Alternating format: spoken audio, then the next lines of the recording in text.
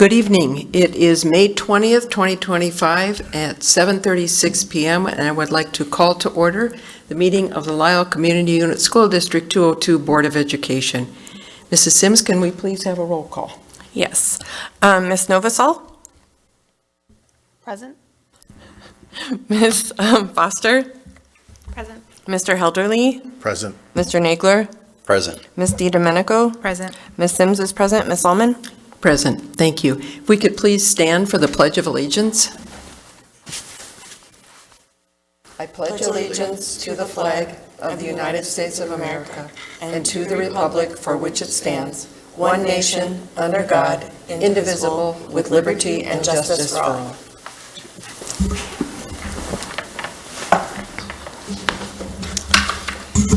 Item 3 is our mission statement. The Lisle 202 mission statement is to provide our learning community with the essential education, skills, and experiences for future success. So keep those thoughts in mind as we meet this evening. Next is public comment. There are no members in the audience except for Mrs. Engler. Did we have anything uploaded? We have not. Okay, thank you. This brings us to our action items, agenda item 5. I did get a request to pull one of our agenda items, and that is 5A4C. That is the certified employment. And Ms. Domenico? I just wanted to share, first of all, my concern is in no way about any particular candidate that's on that for hire list. I think the administration has absolutely picked the right people that they believe fit the roles that they're looking to fill. But I feel like I need to name a broader concern that I have around the fact that we will no longer have a full-time certified librarian at the high school with this vote. And so I wanted to name that because I believe that librarians play a critical role in developing high school students at literacy achievement, their civic engagement, their research skills, and the love of reading, which is just something that pays dividends for the rest of their lives. And so I just want to request before making the vote that we include a discussion of full-time librarian at the high school in future board meetings. And then after that discussion, also review policy 6230, which covers the libraries as well. Okay, thank you. I think with that also, if we could see the position description for the librarian, because we have a library media specialist. I couldn't find the specific librarian one. And just so that we're aware, we talked, I think it was the March meeting, I believe, spent considerable time on in the coach position, and we were looking for, if we recall the famous line, we were looking for Vinny's cousin. But we talked about that, and that position, Vinny's position, is an instructional technology coach, so it's a bit different. And Dr. Filipiak said they'd be reviewing the instructional coach and the instructional technology coach positions descriptions and merging the two, I believe, is what you're going to have Dr. Katalik do? Yes. It's at one point seemed to be different roles, but they're really, when you look at what Vinny does, it's very much instructional coaching with a technology component. And with regards to the point for Eric Martzoff, the principal, said that he anticipated our new hire to assist students and teachers, help students find books for their research projects, recommend books, articles, websites, and other resources relevant to students' and teachers' needs, and teach information literacy skills, helping students learn how to find, evaluate, and use information effectively, provide instruction on how to use online databases and resources, and teach students about ethical use of information and the importance of citing resources. And so about 40% of the individual's time will be spent on that, and if we find for some reason 40% of the time is not adequate, that's where we would expand the role. And then there is another individual who is an aide there, and so there is an extra set of hands, so this individual can do the things I've listed and not have to reshelf books, check out inventory, things of that nature. So at this point, we feel like the 40% should be adequate based on the students' schedules, and we'll evaluate, and if not, then we can look to expand it. He's also going to be mentored by not only people within our organization, our other 2 librarians, but then also we're hoping to connect him with a few other neighboring school districts who have librarians to make sure whatever model we use is probably, hopefully, best practice, and he would have a group of people he could reach out to. And then in terms of the instructional coach, Vinny has already reached out to him and said, let's start to get together. I want to share some of the things that I've seen and found success in and learn from each other, because he does already have quite a bit of instructional coach experience. Good, because I think it's that use of digital tools, both in instruction and in activities that is being, or has found success at the junior high that we'd like to see, so. Okay, any other questions on any of the consent items? Oh, Pam, you know what? I apologize. I didn't send this one in advance. Can I request to pull the meeting minutes? I just noticed that I seconded something, but I was out of state. Oh, good point, and I am probably the one that. And I was thinking of you guys. I was definitely thinking of you guys. Yeah, you are not. But I noticed that I motioned to return to open session. Okay, and and then that was my fault, so I appreciate you. I was thinking of y'all from afar, and then there was a 7-0 vote for both of those, but I wasn't here, so. Good, I okay. think, I was the only one not here. No, so, yeah, so, thank you, thanks for catching that. Yeah, I'm sorry I missed you guys, Yeah. but, as much as I would have liked to second from afar, I was not able to, so. So with that, does anybody want to claim that vote from Kate? Who was there? We'll look at the video. Yeah, It's all okay. available. And so what you approve tonight, you can know will be adjusted to have a 6-0, and we'll find out who first and Okay, seconded that. okay. Thank you for bringing that to our Yeah, attention. thanks, Kate. Thanks, I caught that earlier, I apologize, I missed the Oh, email. that's okay. Anything else? All right, with that, I will entertain a motion to approve action item 5A consent agenda, 5A1 board meeting minutes, 5A2 payroll pay orders, 5A3 vendor pay orders, 5A4 personnel, 5A4A interim director of student services, 5A4B summer worker employment, 5A4C certified employment, 5A4D classified employment, 5A4E classified resignation, 5A4F certified leave, and 5A4G extra duty resignation. 5A5 establishment of regular meeting time, dates, and place. 5A6 school association for special education and DuPage board and alternate appointment resolution. 5A7 school treasurer appointment. 5A8 surety bond of treasurer. And 5A9, designation of school depositories. Could I have a motion to approve the consent agenda as presented? So moved. Second. Okay. Okay. Go ahead, thank you. Mr. Helderly, Aye. Ms. Foster, Aye. Mr. Nagler, Aye. Ms. DiDomenico, Aye. Ms. Novacell, Aye. Ms. Sims is an aye, and Ms. Alman? Aye, thank you. Okay, item 6 is our financial information. The board acknowledges receipt of the following reports: 6A, financial report, and 6B, treasurer report. Did anyone have any questions on those? Okay, item 7 is our discussion items. And that is 7A, board policies, press 118, and I will turn that over to Mr. Helderly. Now for the most anticipated part of the evening. Yes. Press. Thank you, everybody, for getting all your feedback and questions in. I believe the most current version is up on board books that has, I think Linda had a few additional comments she added on Saturday. So if you haven't looked at it since then, give you all a moment to bring it up.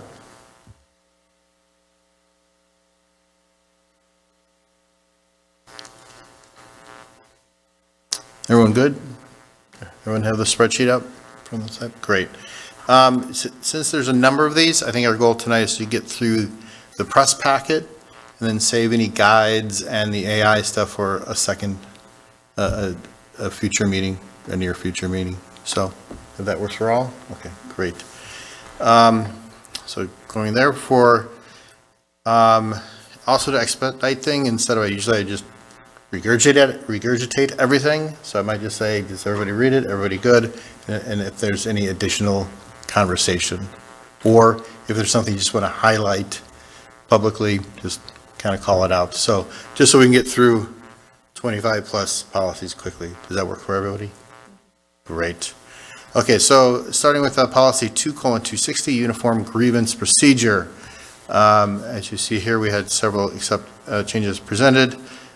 We had, I think, a general theme about if the title should non-discrimination, Title IX coordinator should be changed, and it's up to the board how we want to do that. So for discussion, would we like this non-discrimination / Title IX coordinator or something else?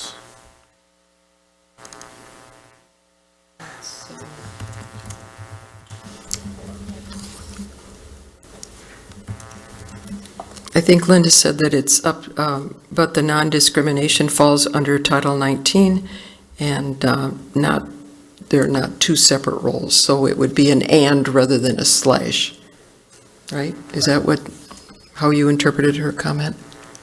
I think I understood that just non-discrimination is inclusive of Title IX, so you just have the single one.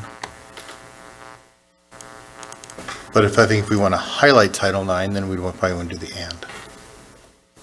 So, anybody else's thoughts on non-discrimination, and Title IX coordinator? Thoughts? I think the shorter the title, the easier it is to remember. And I'm reading Linda's comment as if we just say non-discrimination coordinator, it'll cover the Title IX. That's what you're saying Yep. too? Okay. Okay. I'm fine with that. Okay. I agree with that. So we'll, for this one, if there's, accept changes presented with the role referenced as just non-discrimination coordinator. I just say, I'm reading this the other way around, so I just want to make sure, because Okay, it says good. non-discrimination. I'm trying to pull it up. And, Non-discrimination falls under Title IX, not the other way around. let's look at the policy. So it would be Yeah, I a got it. Title IX coordinator And I is what think- you're thinking. And I thought that the driving reason for adding all the Title IX coordinator language was because of the change to Title IX. So we have to have Title IX specified, that was my understanding. Well, and that was why I added on several of these that we don't have a Title IX coordinator, and who is it? Like, I was curious about that. That was my thought process in so- reading it initially. I feel like a big, if not all, of Title IX is about discrimination. And so you have a non-discrimination coordinator that's going to investigate if there's any claims of discrimination, which may be under Title IX, it might be under a variety of other things, but I do think the non-discrimination coordinator would be in charge of all of those. And so where we wouldn't add a separate person, I don't really think we need a slash. I would just leave it like this, because if we ever do have a case of discrimination, which may reference Title IX, this would be the coordinator. So you're I would propose we just keep it Slash. as is.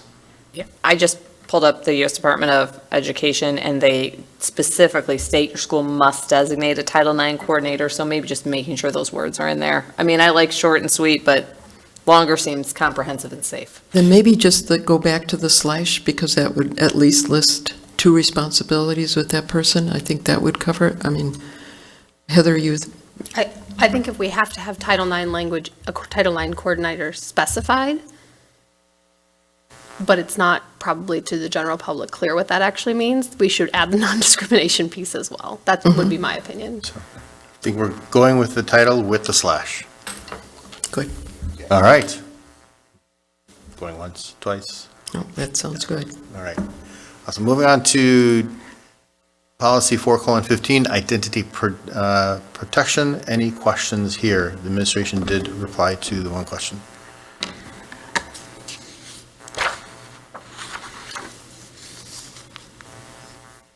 Do we accept, we'll go to accept changes as presented? Great. Moving on to policy 4:80, accounting and audits. Administration has provided some feedback to the questions.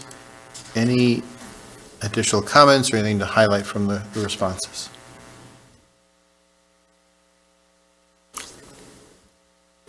Dan, may I go back? Well, let's finish this one, then I wanted to go back to your comment under 415, just to be sure that was taken care of. But let's finish up 480. I don't want to interrupt that.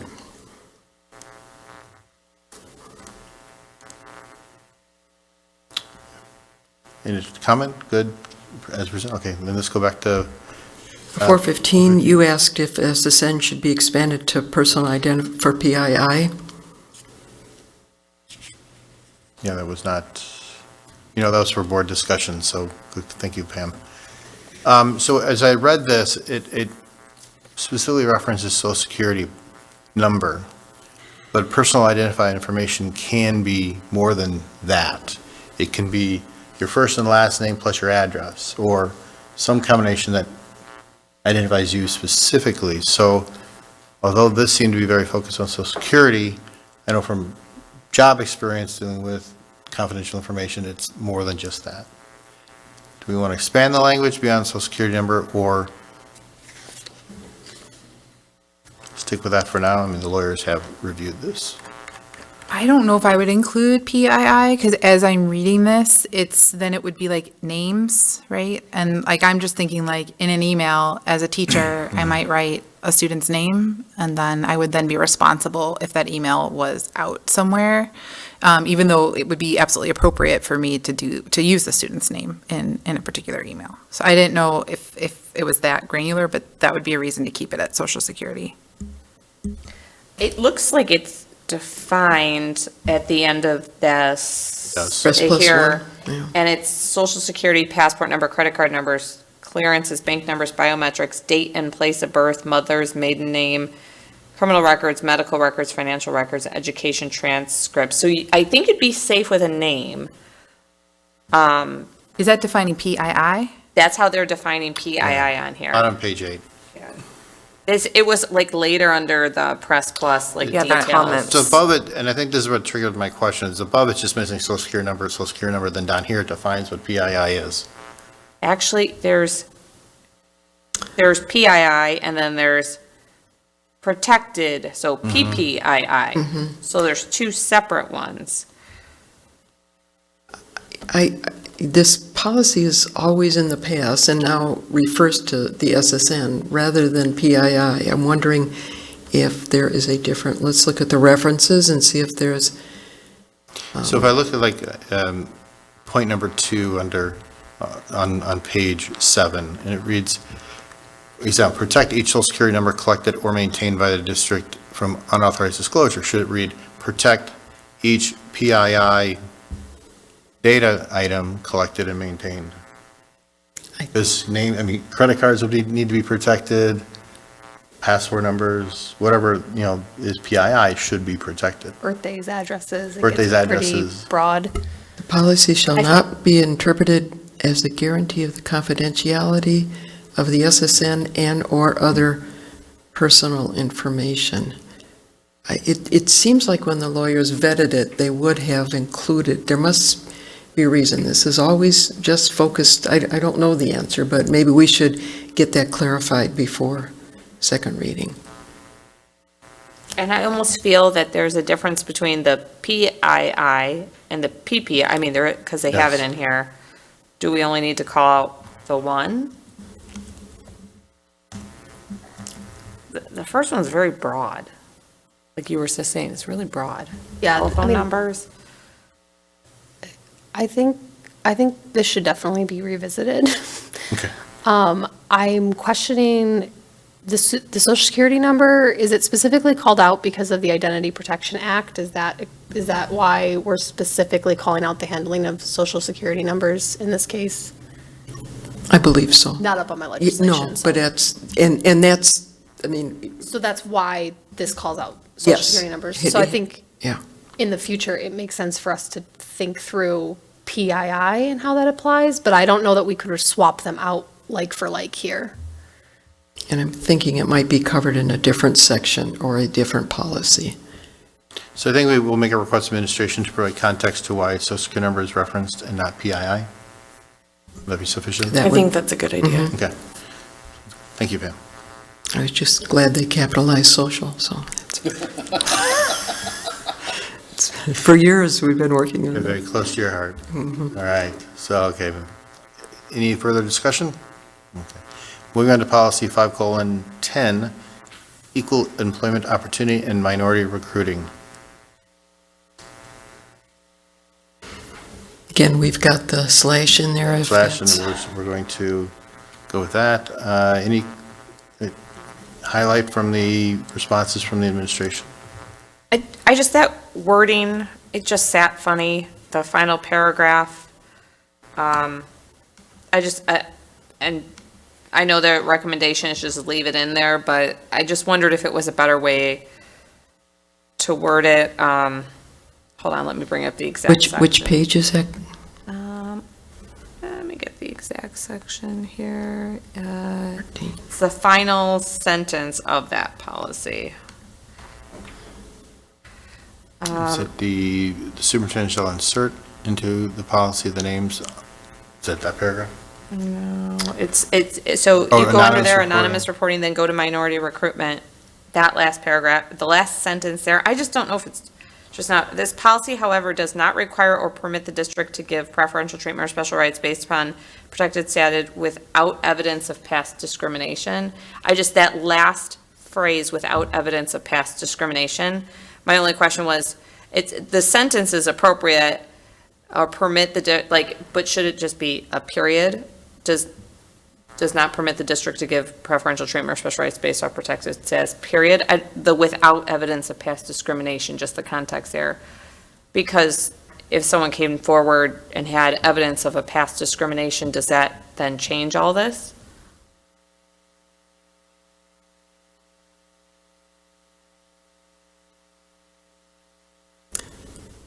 The way it reads, it does change it. That's what I was thinking. It does not require to give preferential without evidence. So in other words, if an individual had been discriminated before, they could be given preferential treatment. I believe that's the intent of it. I know with, in hiring practices in the past, if somebody they could be placed into a job if they were discriminated against before. So I don't know, that's the way I read it, but. Is it saying you have to, how it's written, could it be interpreted, evidence is required in order to do the special treatment?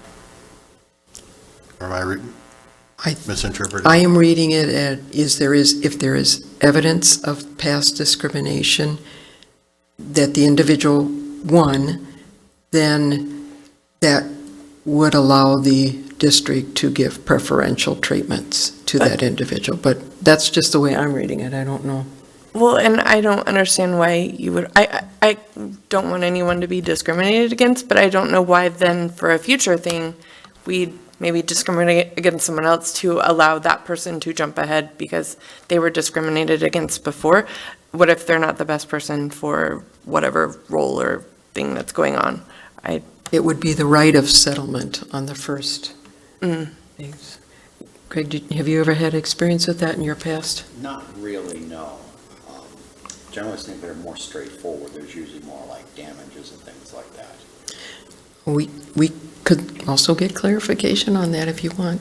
Yeah, I think that would be a great one to get clarification on. And I agree with Randy, with your thought process. That's where I was too, thinking, I want to make sure we're equitably, employing everyone and having equal opportunity as stated in the title of this policy.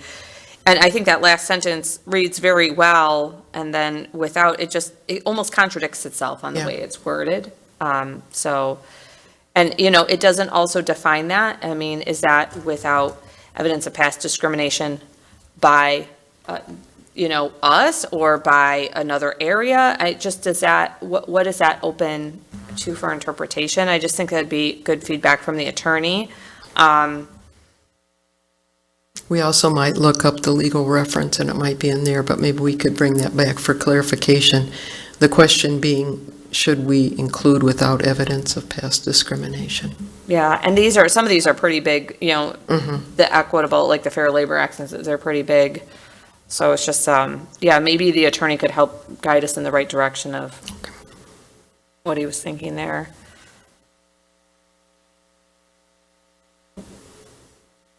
Okay, so just in summary, we want to keep the title, the slash, and clarification on the sentence ending without evidence of past discrimination. Okay.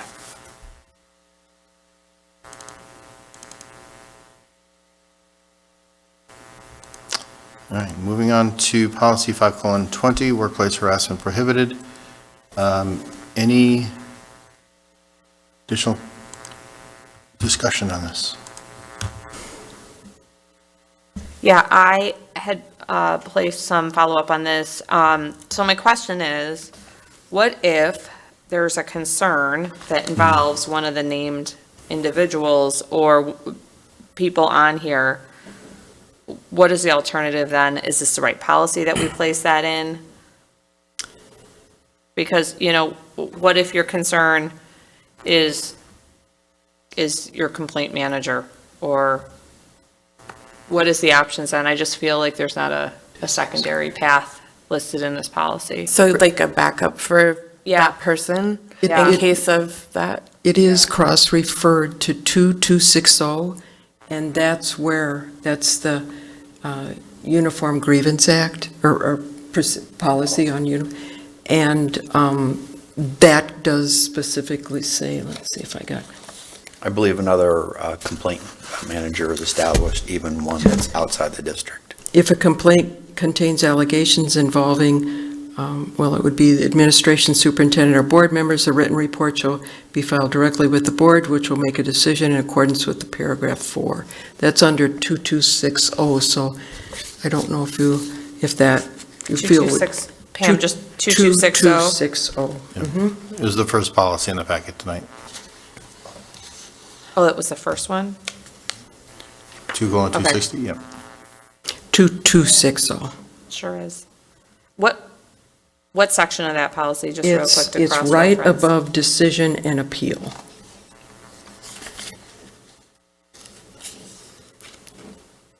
And it talks about the whole investigation process and where it would go from there, so I think that is, and it is cross-referred on the bottom here. So it's, if a complaint contains allegations involving superintendent or board members, the written report shall be filed with the board, which will make a decision in accordance with paragraph 4 of the following policy. Is that what you were thinking, Kate? Okay, yeah, that's what I was thinking. Okay. So there is an alternate path. And it is cross-referred on the bottom. Okay.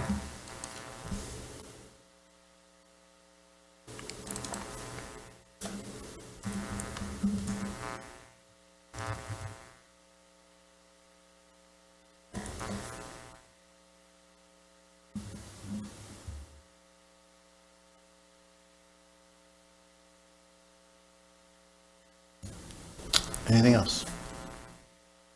Okay, so accept the changes presented with the roll name as presented with the slash. Yeah, just that slash again.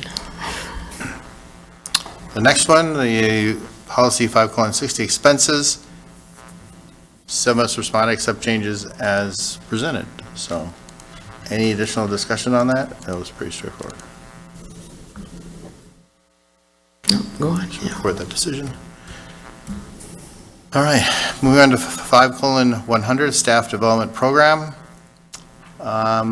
We had, Kate, you had one comment for, I think it's just formatting? Programs. That was the one where you said you thought the CPR was in a weird spot. Yeah, I had a couple questions on that one. So, I know Linda isn't here, I just wanted to, let's see. Yeah, the CPR, it looks like all of our in-service training is up higher in one section, and then it's like a paragraph all on its own at the bottom. Oops, sorry. What pages? It is, hold on, too many tabs open. 27.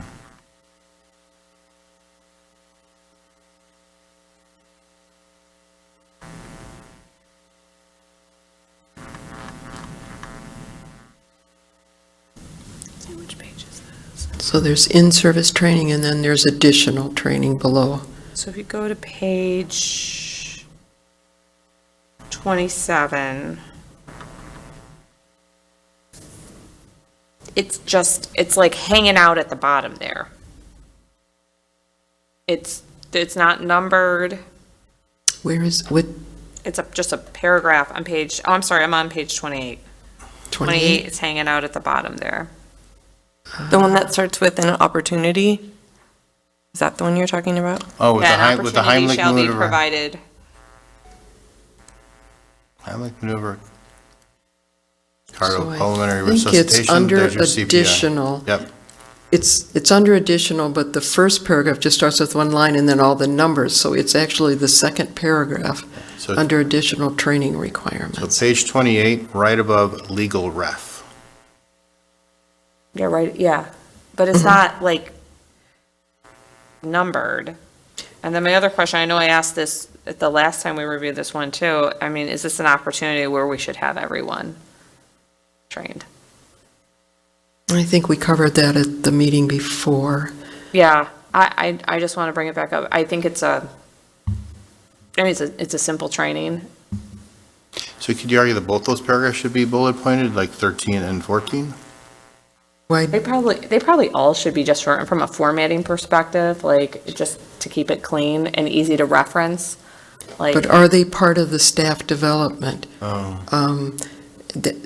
All of those numbered items are under the staff development program shall include. So I guess the question is, do these two paragraphs fall under staff development?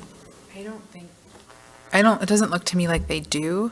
It looks like they're separate. So there's, in addition to that staff development, there's protocols developed for youth suicide awareness and prevention. And then there's also the opportunity for CPR. So it's almost like, but I see what you mean, because there's like 12 things listed under the first point. Almost if it's like a bullet, the 12 things that go under that point, bullet. Is that what you mean? yeah, one, I mean, from a formatting perspective, like, it just, policy, like, everything should have, like, that structure where it's organized there.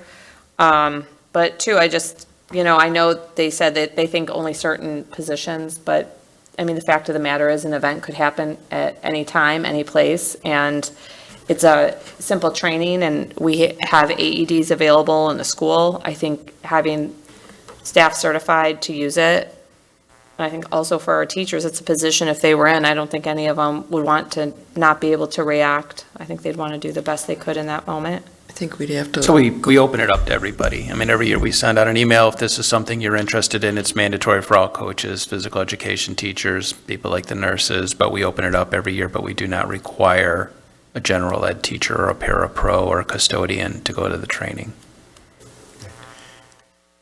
So we have a section, in-service training requirements 1 through 8. And then to highlight what you're saying, Kate, is that in the additional training requirements 1 through 12, and then 2 paragraphs just hanging there. So do we want to take those 2 paragraphs and make them 13 and 14? Or keep them separate how they are? Well, I just don't think they're applicable to the list. I agree with the formatting, it's weird. It almost feels like you can make a suggestion to move those paragraphs up. We're But- afraid to put another section heading in there? But Yeah, like optional. But they're not number 13 and 14, because neither of them are part of the staff development program. How about That's optional training requirements with the heading over those 2 paragraphs? Yeah, I would think a section heading would be better. That's, Is that, would that work, Kate? Yeah, maybe a section heading or something. It's hard to identify when you're doing follow-up on policy if things aren't like structured, like, letters, numbers, Roman numerals, so you can easily say like, Roman numeral 2, section A, number 1, so you can just clarify those sections of the policy. We probably have an opportunity on a lot of our policies for that, but just this one stood out because this one is a little bit more, has more rigor to it. I don't think I'd change the heading to optional, because I'm not sure that it is optional for the protocols that the superintendent needs to develop. How Maybe about put additional training opportunities? opportunities? Would that, is that what you were thinking, Randy? Well, that's what it require, opportunity versus requirement? Is that what? Right. Because they use opportunity in the second paragraph there, so it seems like it's not a requirement. how about additional development opportunities? Or, Or do They're we both- just put A? And then 1 through 12, B, C. Like keep the heading, but just add the A, B, C, and D. superordinate bullets. Is that what you would call those? I don't know.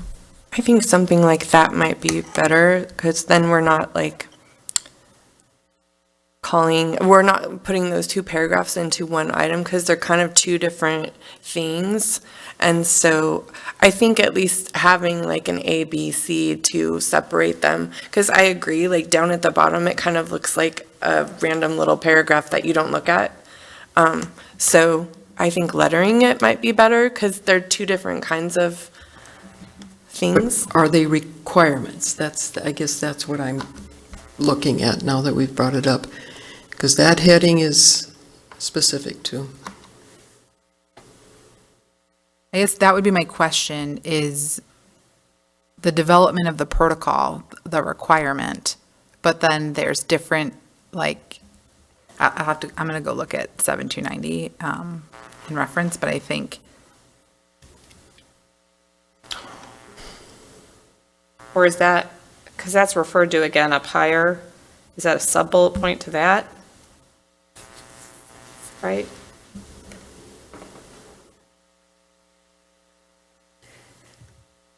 So you could, instead of additional training requirements, take out the word training, additional requirements.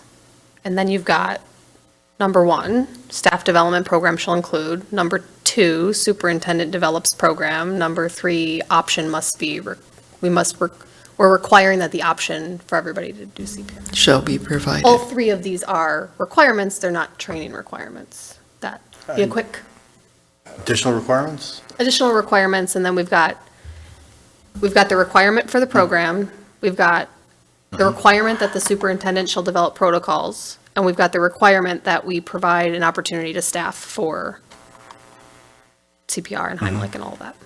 Works for me. Additional requirements and label the paragraphs 1 and 2. And enumerate them. The only question I No, I think- would bring up about this is when we get new press items on this like area, will it make it harder to update it because they aren't like the same kind of headers as what they have in the things that they send out? I don't know. I'm just like wondering that also. Is the intent still the same? Do we still read the paragraphs the same? Is it worth the change, I guess, is what you're referencing, yeah. Well, I'm not saying is it worth it. I agree that it's hard to read. I just don't know the right way to do it to where we can still be able to reference those policies if there's changes that are required, if we reorder them. Like, I don't know if I'd reorder them. I would keep them in the same order that they are, but like, just have a way to call them out separately, like, so that you don't think it's like some random paragraph at the bottom. and 7290 is required, so removing required wouldn't be, I don't think we should. Appropriate, Yeah. okay. But, I mean, my bigger concern was this, just revisiting that. I know you say there's an opportunity. How easy is that? Is that at an in-service? Or is that a class they have to go to on their own time? Usually it's coordinated with, through Tom Markham, and he'll say, we're offering this CPR class. Anyone who would like to register, please just click on this form, and then it would be after school and put on either by a company or maybe the fire department, I don't recall. So it would be on their own time. I think the confusion is that it really doesn't have a heading for those 2 last paragraphs. And do we need a heading for those last 2, because they aren't under? So it's actually separate from the topic above, which is training requirements. So these are like two additional paragraphs that go in there. I like the idea of a separate heading with each paragraph just labeled 1 and 2, because then it follows the pattern above. But I do think that the youth suicide awareness and prevention is required training. Because that goes in 7290, it describes in further detail the training program that's required. So that what I think would has to stay. It's just separated from the 1 through 12. It's like a separate, like, I think the easiest way I can think of it is like A 1 through 12, B, C. Because they're required, but the CPR is not required for everyone. But people in the roles that necessitate that training, it is required. So, Paul, I believe you're correct that that's required for everyone. So is that in the wrong section then if it's required for everybody? Because there's in-service training requirements. I'm guessing, I'm not confident in this, but I'm guessing because the way that the superintendent develops it is not named here, but it is named in 7290. That's why it's listed as not like number 13, because then you're to reference 7290 to see the way that that's organized for the required training, is what I'm guessing. If we're going to keep the heading, why don't we go with the ABC, if that, because that's not changing too much. We do make changes to other policies that when press updates it, it falls in like 2260, or not, yeah, I think it was 2260 that we just, anyway, we do make it, let's just do ABC and, okay. For what it's worth, I've looked at some of our neighboring school district to see how they handle this, and that last paragraph is unique to us. I think that must be something the board put in place on their own. And so maybe that's why it seems random and doesn't allow.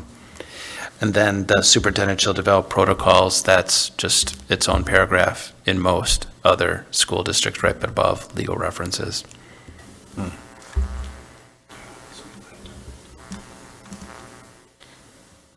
We might have added that based on the discussion on I think defibrillators. I think we need to, make a decision and move on. If we do ABC, that might, does that I like satisfy? ABC. Yeah, I do too. Kate, that works? Okay. Yeah, that works. So the A would be, The under additional training requirements, A would be in front of in addition, and then the paragraph beginning with superintendent shall develop is B, and an opportunity shall be provided is C. Yes. And I just, Just want to make sure I have it right. So it says in-service training requirements on page 26, where it starts to say the staff development program shall provide, that's an A? Yes. Okay, thank you. and I just want to, before we wrap up on this policy, just revisiting that CPR piece. I know I brought it up last time, like I mentioned, just I think in light of our experiences as a district this year, it is something worth revisiting. Bringing this in, basic life support training is short. It's important. It could make a huge difference. The outcomes of anybody who has first responder CPR are significantly better. And I know this is something that we all hope never happens in the workday of anybody who works here. But if we have in-service days, it to me feels like an easy add. And people only have to go through it every 2 years. I don't recall exactly, and maybe Dr. Katalik could mention it next month too. I believe it had something to do with contractual. There's so much training that staff has to legally have. There's an entire list that people aren't too excited to have to do it on their free time.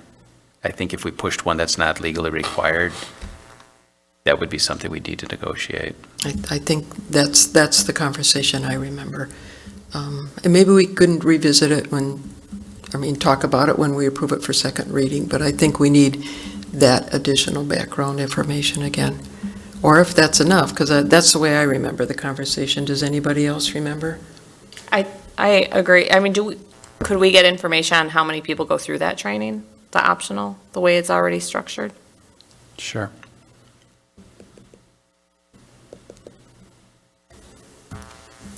All right, so we'll add A, B, and C. Excellent. So, all right. Moving on to policy 6:150, home and hospital instruction.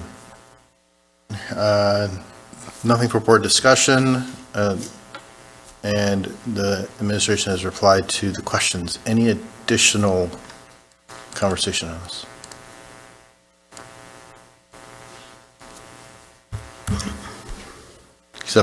We'll accept changes as presented. Moving on to policy 6:235, access to electronic networks. There are some board discussions and some replies from the administration. So to start with, who wants to kick us off for a discussion on this? I think Greg, Heather, and Paula, you had some comments or discussion. Who'd like to go first? Okay. So I just wanted to know if we could, instead of waiting 2 years or, for 2 years or 5 years, whatever the next interval is, can we look over our AI policy specifically this time next year, or when is next best? Because this is going to be a rolling topic. And I think annually, it's probably our position may need to change very rapidly. I think number 5 on page 35, that was my comment. I believe it requires it, an annual review, so my suggestion was we put it on the board planning calendar for, as we do other policies, for review yearly. Okay. That. That would be fine. Thank you. My only comment on number 5, it specifically says we'll review the district's AI plan, we'll review the AI responsible use guidelines on an annual basis and update them as needed. My thought was whether during that review, we could also review what is in use to be sure that any investment that we're making in AI tools and any training we're doing is still appropriate and it's adopted. The reason why I'm making this comment is because we know that AI is really cool and people are like trying to use it in the best way they can. But adoption is a problem, right? Just widespread, not like at the district or anything, but it's just a problem in general. People actually using the AI tools that they have today and making sure that when we embed AI or we implement a tool that we're paying for, that people are actually using it and it's serving its intended purpose. That was the intent behind my comment. Actually, I think that's also with the pace that AI is changing, which is, I've done for work, for a lot of research on this, and it's fast. I mean, and they say in the next 2 years, it's going to even change faster than we've already experienced with simply prompts moving on to agents talking to each other that are semi-autonomous. So I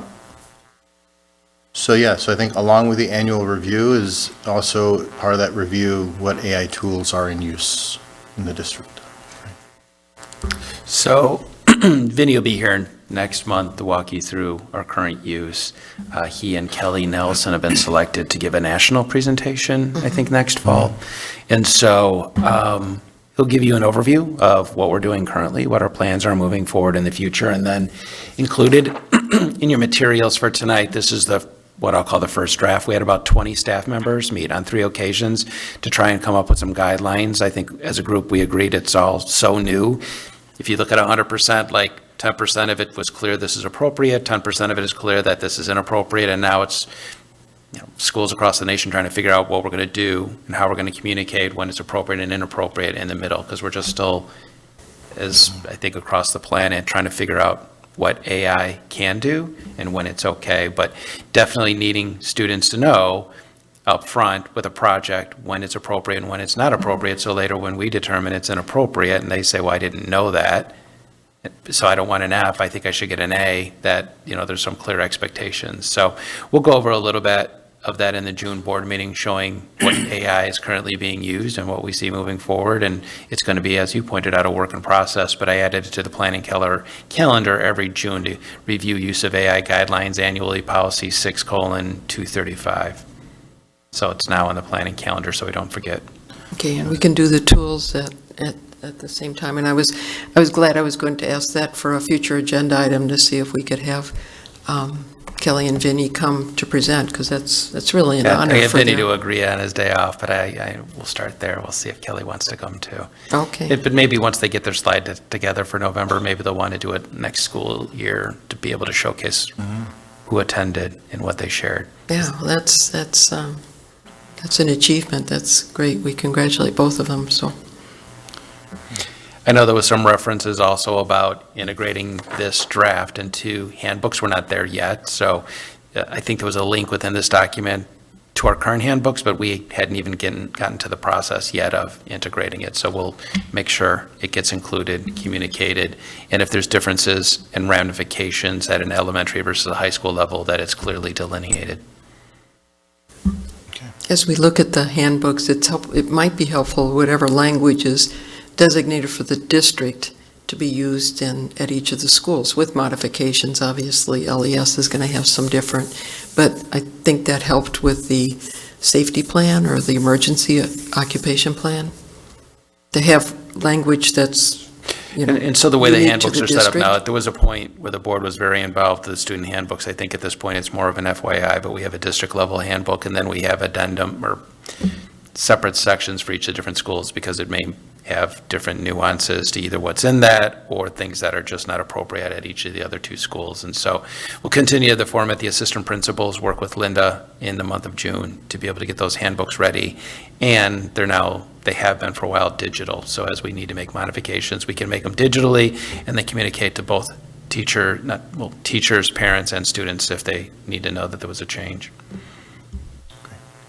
So with that, do we want to accept changes? I just have one semantic suggestion. In the line on page 34, it reads that the board recognizes AI-enabled tools are important to enhance student learning, and I just would like to change the "are" to "may." Being that we haven't named the AI-enabled tools, and so they may or may not be helpful. They could be a hindrance to student learning. Page 34. That's a big page. Where Oh, sorry, all the way at the bottom, it's in the green, if it's green for you, it's the very last paragraph where it's the press plus one, use of artificial intelligence AI-enabled tools. And it's this line that reads, the board recognizes AI-enabled tools are important, and I'm suggesting that we change are to may. That it may be important. I will pass that along. Thank you.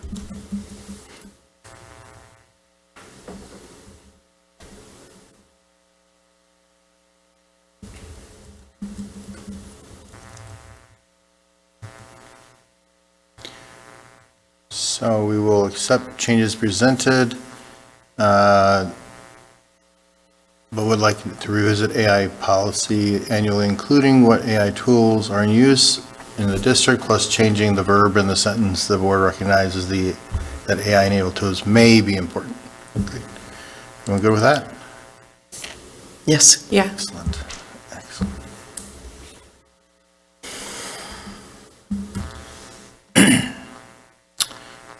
Moving on to 7:10, equal education opportunities. I think we have the Title IX, or the non-discrimination Title IX coordinator change. Any other comment or discussion? Accept changes as presented, plus the role name. Okay. Moving on to 7:20, harassment of students prohibited. We had some items for discussion. I think we might have addressed these. Who handles the complaints?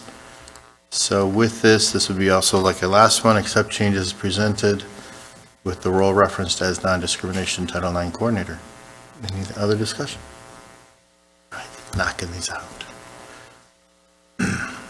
Okay, moving on to 7:60, residents. I think we had some board discussion here. I think Greg and Randy and Heather, you had questions for discussion. I don't think it's a question. I Sure. just indicated that I approved all changes other than the section that looks like we're supposed to discuss it. And I had the same question, but I put it over for admin because I wondered why it was struck. Yeah, I mentioned to you that I might have put that in the wrong place.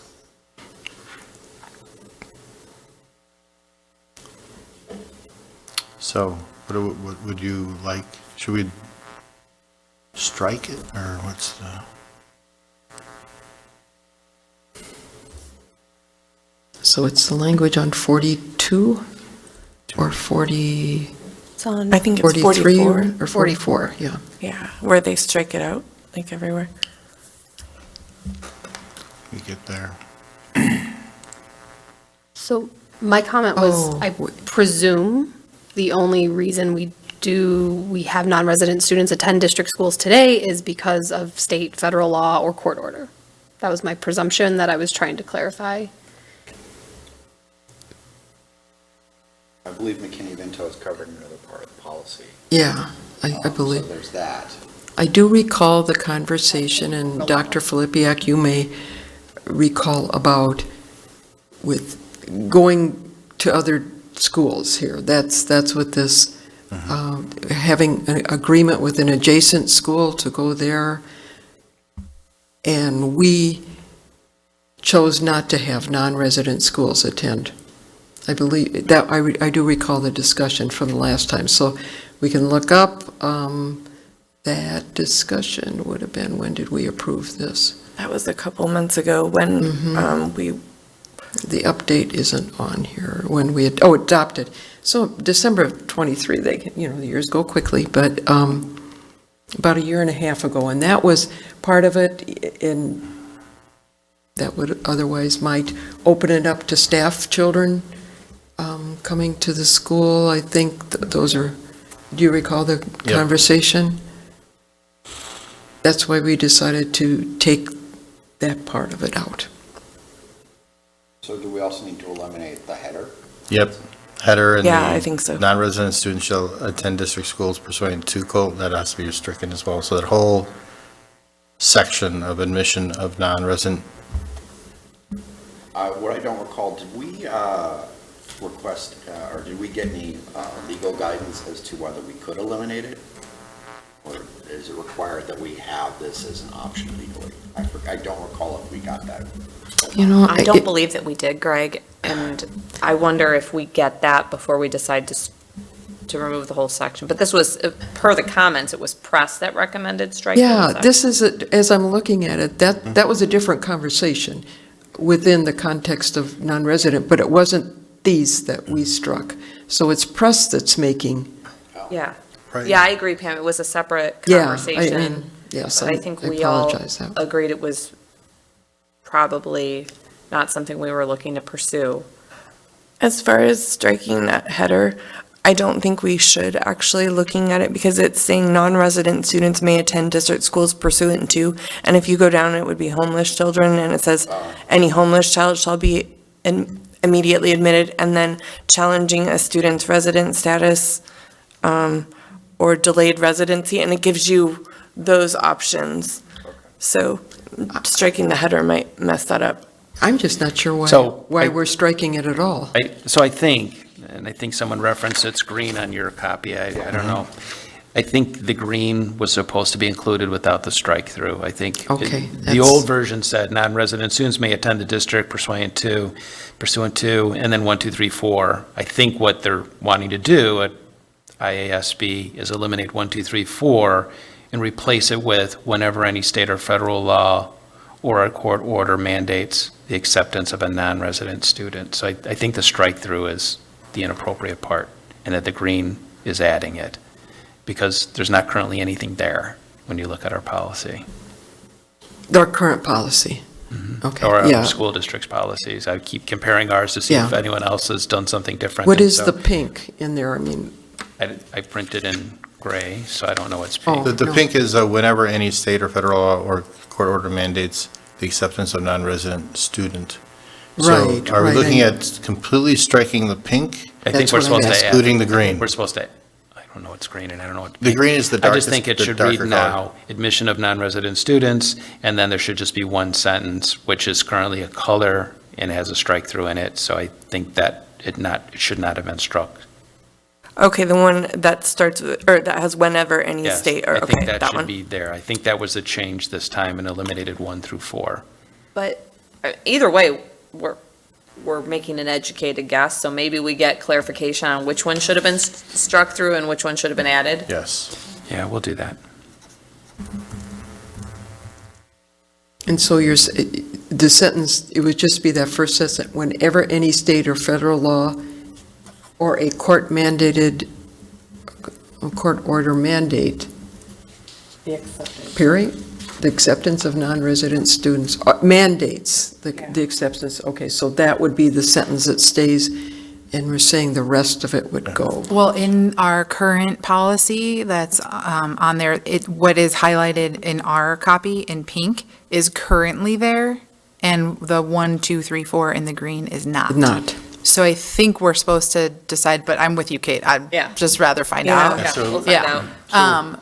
I think we're supposed to decide whether or not we want 1, 2, 3, 4. Okay, so the question is going to be, what we want clarification what should be kept and struck. Perfect, all right. Do we want to, at first reading, decide whether we want to keep 1 through 4?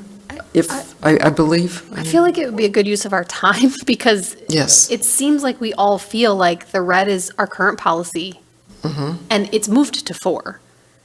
So it seems like we're going to keep 4.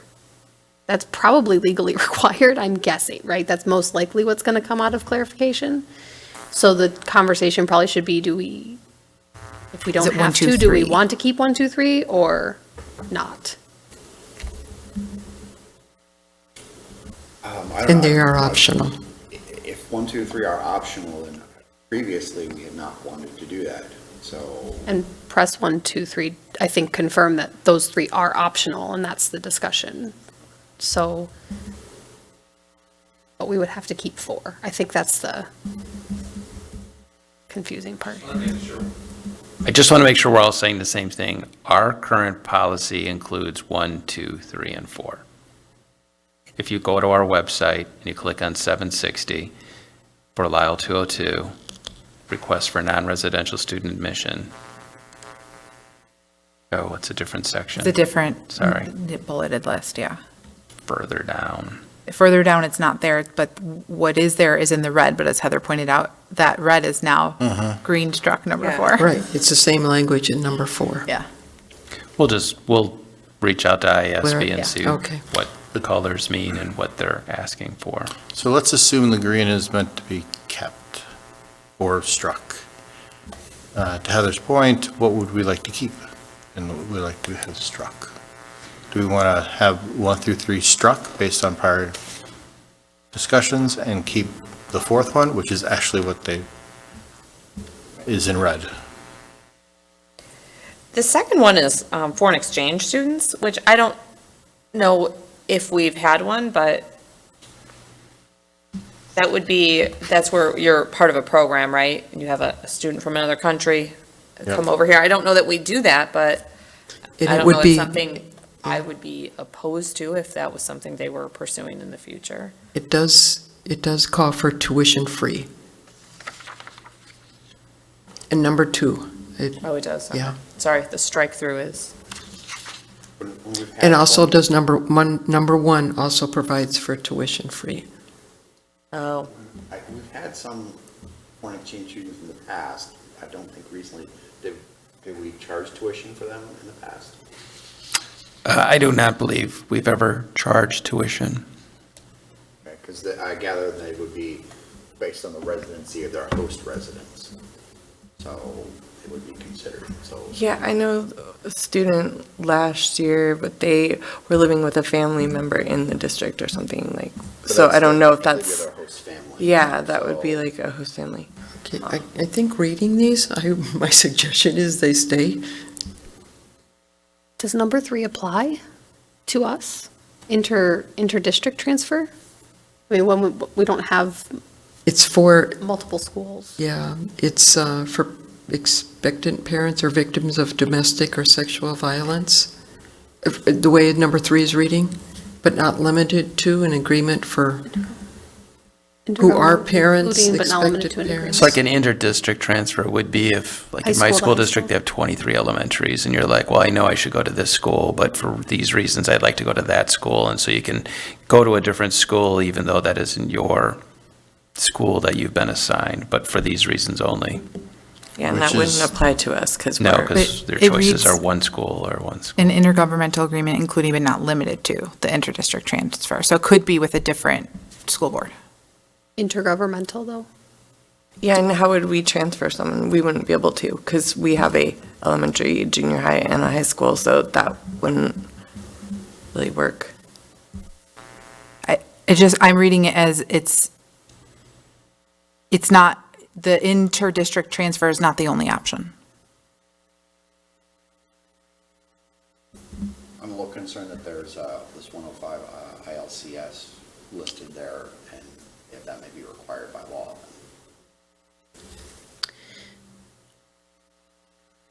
At the end of number 3, referencing another regulation. It's optional per press plus three. I'm not at the passionate about bottom. this. I just don't think it would apply because we couldn't do an intergovernmental agreement with ourselves for another high school. I just don't think it would apply in our case, but we can leave it in the event that it ever does apply. I mean, I'm not opposed to it. Well, that's an wouldn't that be an intragovernmental? Well, look at the definition under Press Plus 3. An example of an agreement is one to accept non-resident students entering to such agreement is optional. Non-resident.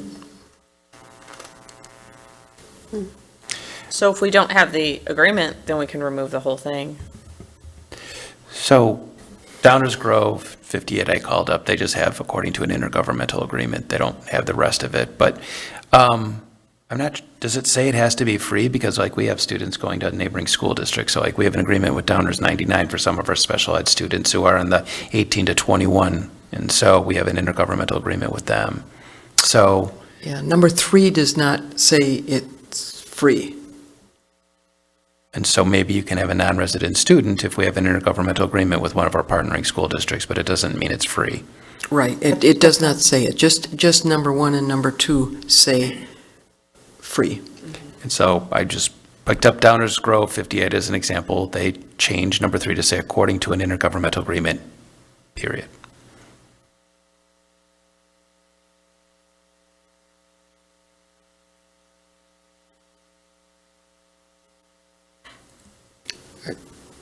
Well, I just want to say I was reading it as intra and it's inter, so y'all are right, and I think we should keep it. It's a lot of words with a line through it, so. Yeah. It's hard to read.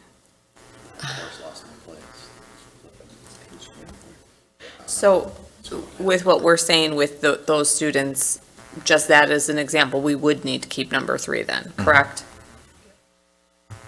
Well, we're saying this reads whether or not we want non-resident students to attend our district, not necessarily if our students attend another.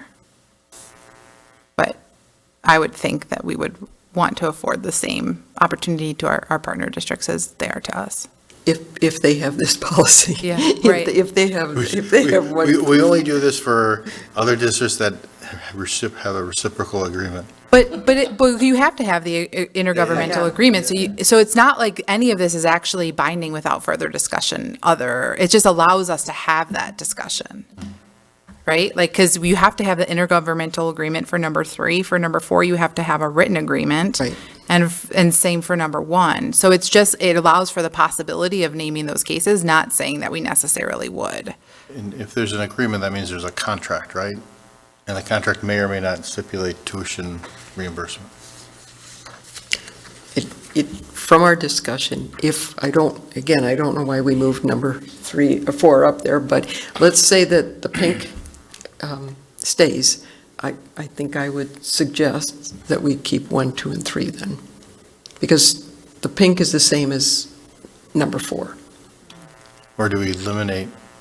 If pink indeed, and make it 4. whichever one we're supposed to eliminate, one of them needs to stay in, so, I like making it 4 just based on my formatting. okay. And I'm guessing that's what they wanted us to do, is take out pink and leave So, in green. and I'd say with, And We'll get it seems like you clarified. must have looked at this before, because it sounds like number 1 is optional, and maybe you said, we don't want that. Number 2 is optional, you said, I don't want this. Number 3, I don't see. Maybe it is optional, and so that's why you just picked number 4 and collapsed it into the sentence. So I have no idea why press is saying, here's a line that goes through your option number 4 that you collapsed into the first sentence, but we can look into it. so But other school districts did not collapse number 4 into the non-resident student may attend districts, and they have a 1, 2, 3, and 4 as written here. They must have selected the options.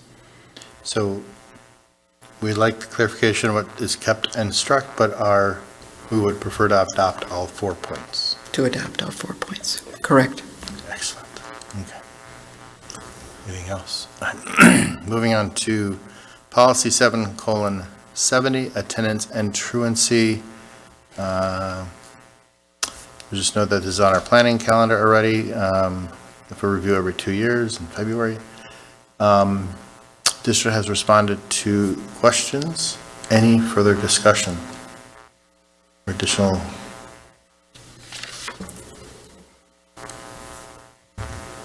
No, I didn't. I'm good. Everyone good? We accept changes as presented.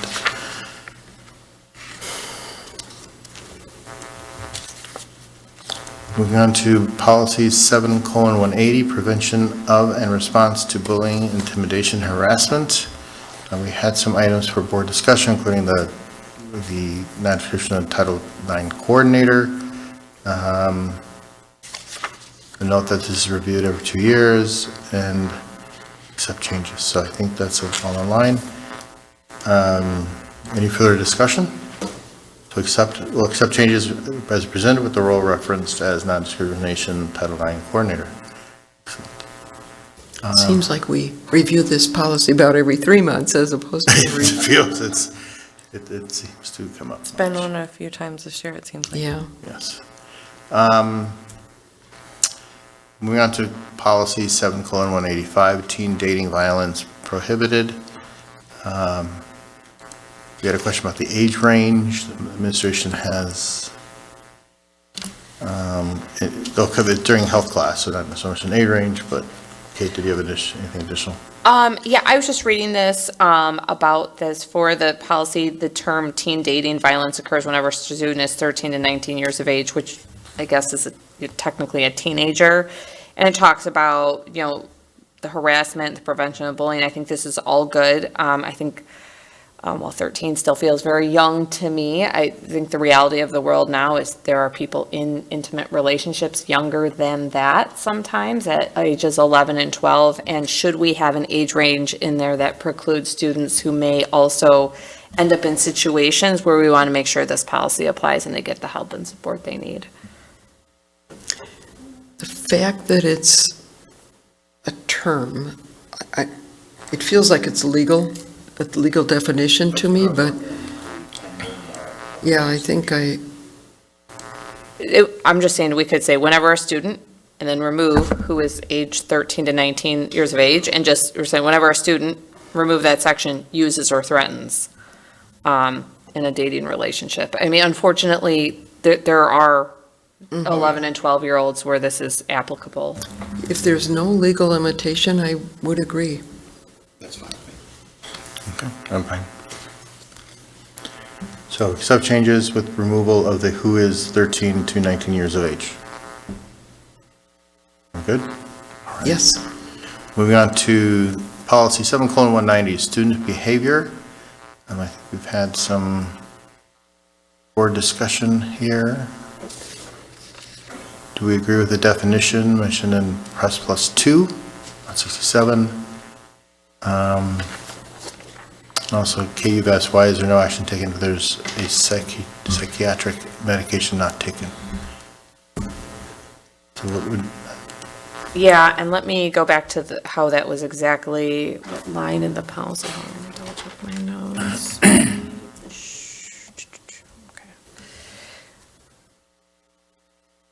I just felt like it was a very vague, let me just find exactly where that line is here.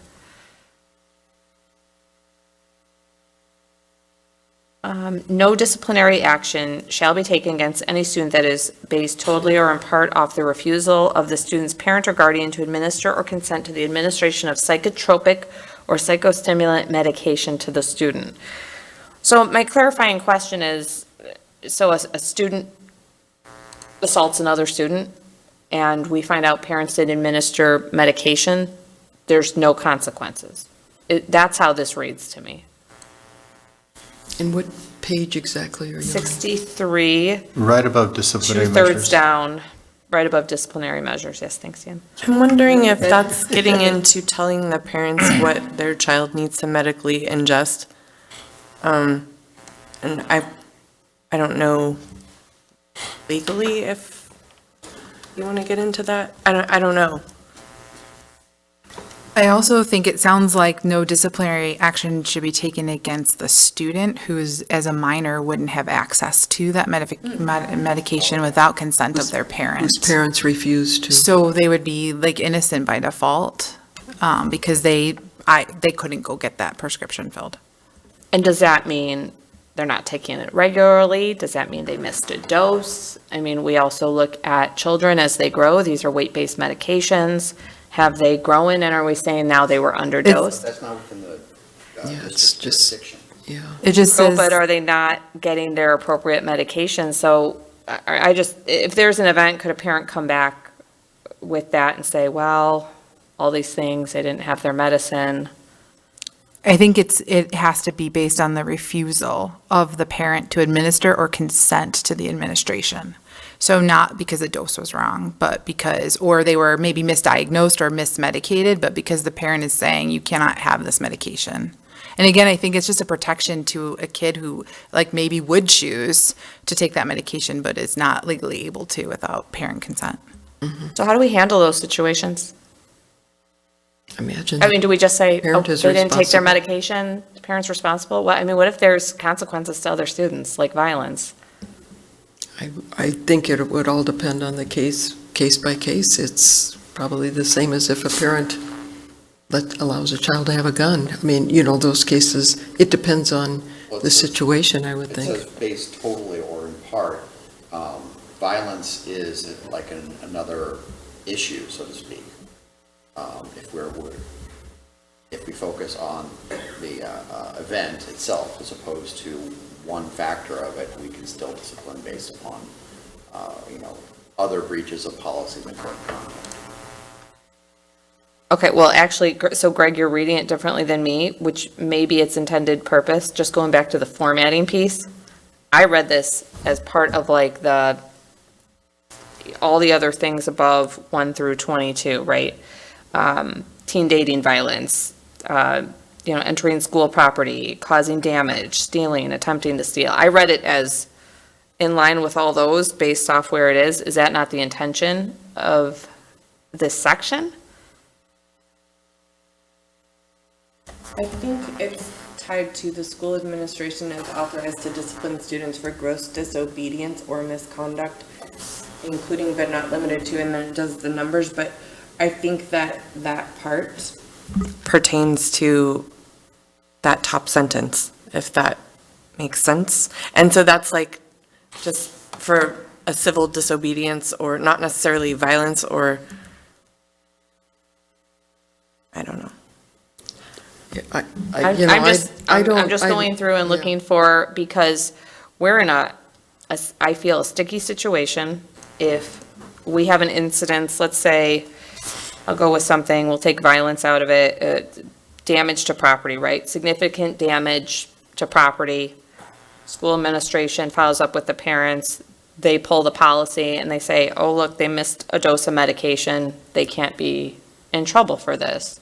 I feel like we're writing it in a way where it states if there's total or in part the refusal, like, oh, we didn't give them their medication, is there no consequences? That's how I read it when I read this policy. Are there But as- consequences to parents outside of school for refusal to medicate?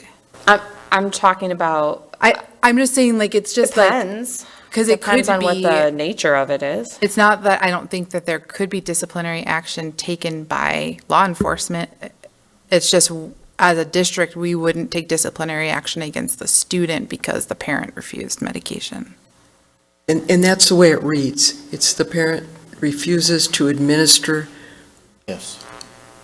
or consent to the administration, so the child is not responsible. Yeah, so this is a situation where if they're underdosed because they're older, they're different weight, that's not in this. It's literally the Refusal. parents and guardians refusing to have this, and the child has an incident, and it's attributed to their lack of medication. You have no disciplinary. Does that mean, there's no disciplinary, but is there other actions the administration can do to say they need to be separated from the general population? And that might be. That's not disciplinary. I know, we can outplace them to SASED where they have the ability to deal with it. And that's not this policy. That second step isn't the policy. It's just they can't be disciplined. Other actions, I'm sure there are And that's what legal I'm getting to. actions. It's not disciplinary actions. It is protecting the other students. It's other actions. And so I think this is fine then, knowing that there's other avenues to make sure that student does not repeat, where other students are not, don't feel threatened. I agree that the way it's written, it's for the disciplinary action. Other actions, it's not talking about here, but,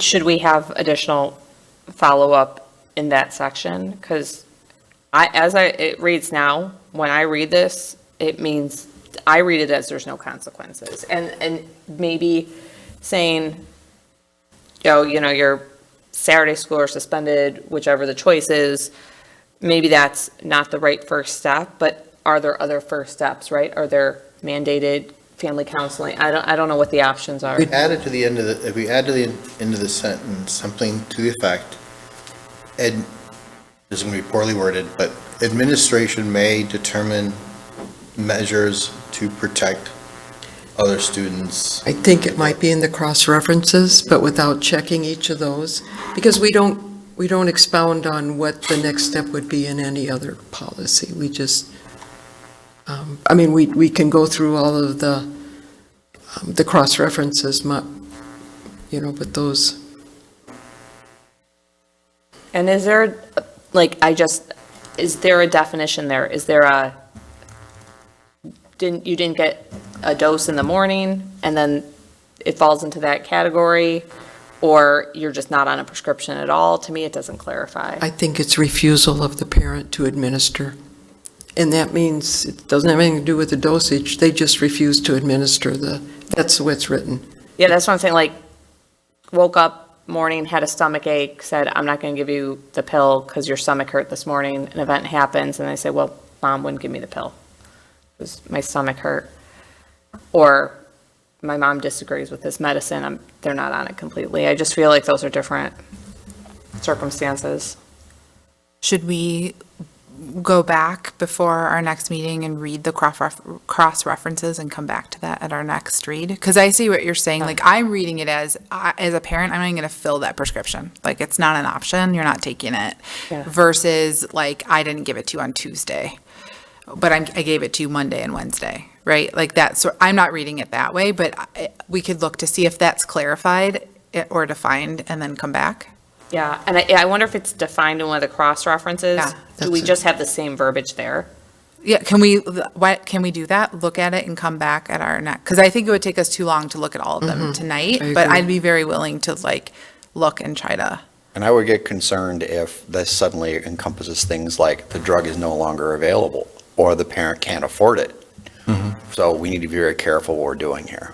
So I think, I put in here as a sort of decision for tonight is that I think we also ask guidance from administration if we should indicate if administration can apply other actions to the end of the paragraph beginning, no disciplinary action shall be taken, and the board members shall or will research cross-references. Sound good? And we'll bring this back for discussion. And there's a lot in cross-reference here, just if anyone finds one that has the answer, so maybe that could be sent back out through the press, that would be. I think some of the legal references too are going to be Yes. the answer. I think we're dealing in an area that it's specific with the wording for a specific reason. So, I think we need to kind of divide and conquer on all those references rather than having Paula look up everything. Yeah. Okay. All right. So we get guidance from the administration. We'll do some research. Anybody who finds the answer, send it to me. I will do not reply all, FYI. Okay. I think, I'm trying to think of how to word this. In between now and next meeting, look up the Public Act. I think it's actually a law, and that's why it has to be in here. I agree. But I need more time to research it, but just in the small time that I was looking here, I found that in Illinois state law, and it was enacted at the end of 2023, as far as I can tell, but, Which one is that? I'm so. it's called the there's- Public Act. What about the first legal reference? Is that? Is that in our legal reference? Well, these legal references probably, why don't we? I don't why know we if it's in look this, at the that's what I'm saying. references, too? But this does reference schools have to have that in their policy. But I'll look at it more, and I'm sure Linda can probably clarify better than I can, but.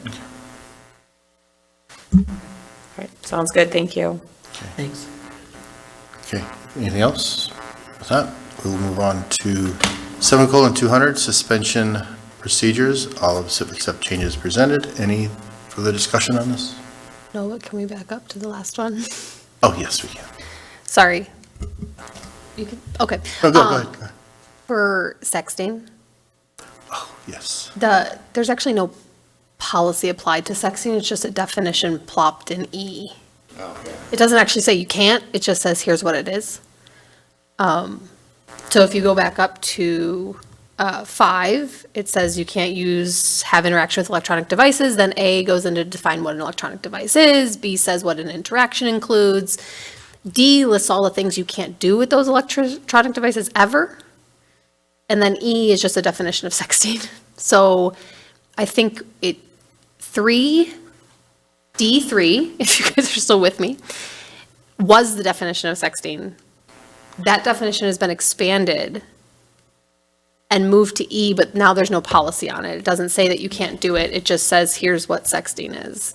So I thought this was in another policy, too. If you go up above this, not like to where you get to the top where it starts numbering 1, 2, 3, 4, I think it's actually supposed to be one of the numbers and not a letter under that electronic thing.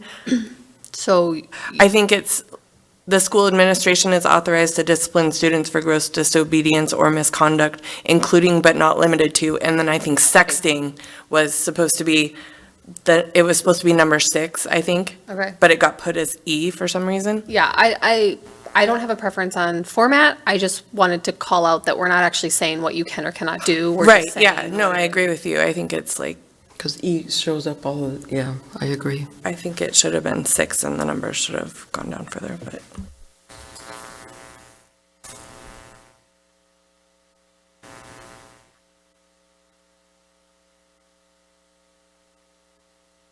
So are you saying change E to 6 and then adjust the numbers?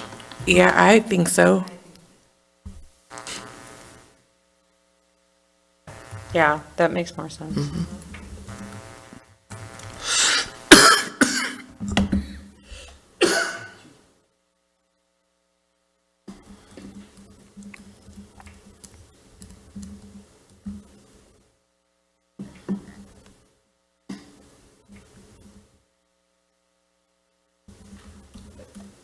Thank you, Heather.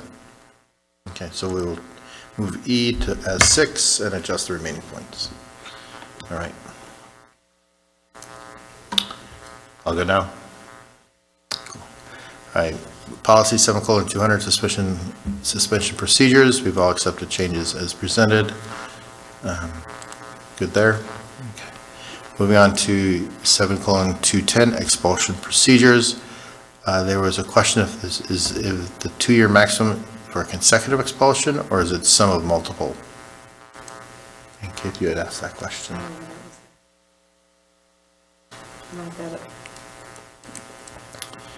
Dr. Philippiak, do you know if this is when it comes to expulsions, is it a 2-year maximum consecutively, or a sum of multiple?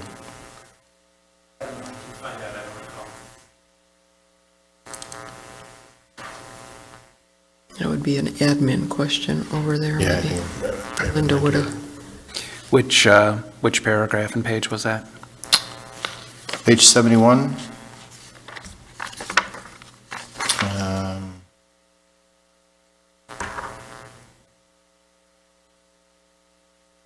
Which paragraph? I'm looking.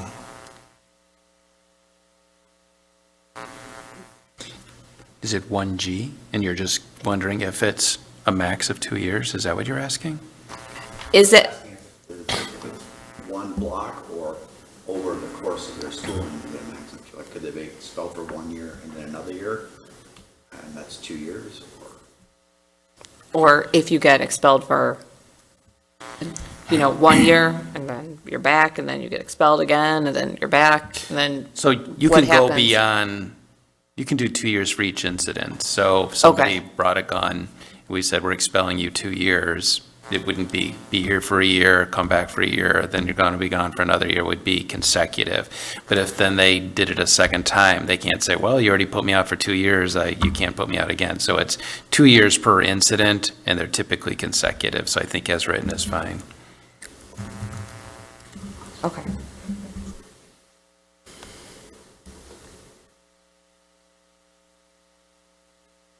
Okay. I'm just adding the note that it's per incident. Okay, so we went to accept changes as presented with the addition of a period at the end of point H. Okay. Right, we're down to 7, I think. For those who are counting down. Okay, policy 7:250, student support services. We had for board discussion, suggestion adding a cross-reference to 5:100. And Randy, you want to accept changes presented after question response? But I don't see my question, so Oh. I'll look at it and see. I'll look and see what it, Did I not merge it in? possibly, let me look back and see. Hold on.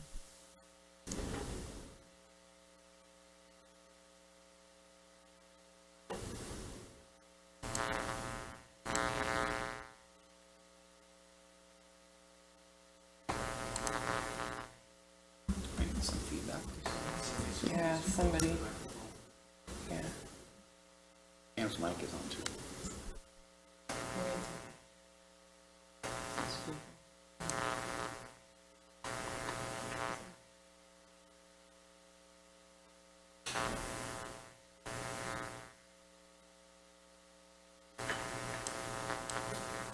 Oh, did you have who is a designated resource person for each building?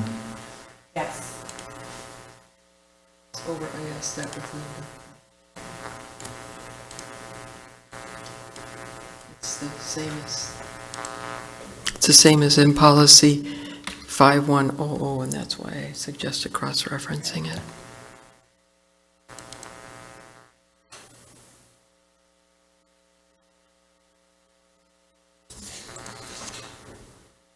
So do we know who those are?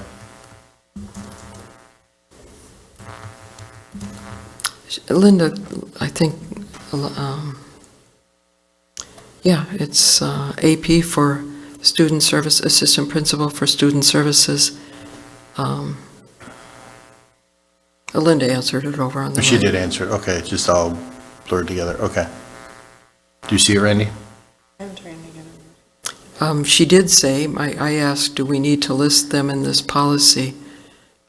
Linda, the response was listing the position and not the person's name may be best in case of staff changes. So if we want to list the resources, we would list them in the other, the resource person, we could list the positions if the board would agree. And then there was a couple other policies we would also list the resource person as.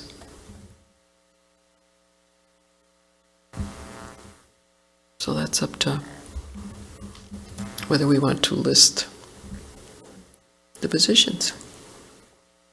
While Randy's checking hers. I think listing the positions is a good idea for clarity. Maybe one more place for people to know where to go. Yeah. Okay. I agree with that. Okay, so we'll add the cross-references and listing of positions. Anything else?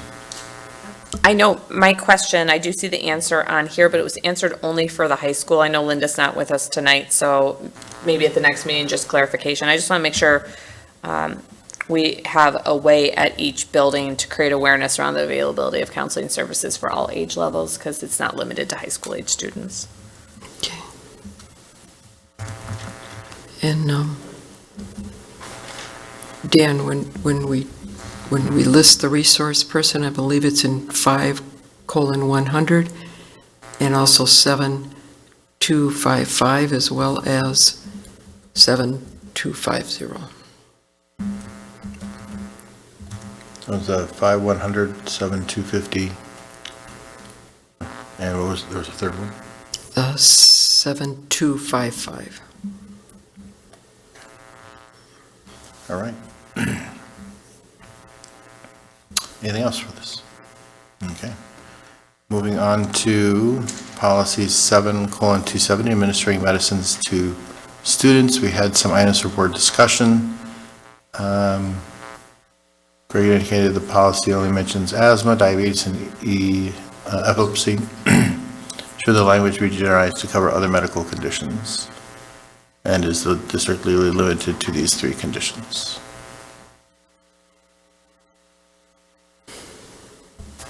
Which page, Greg?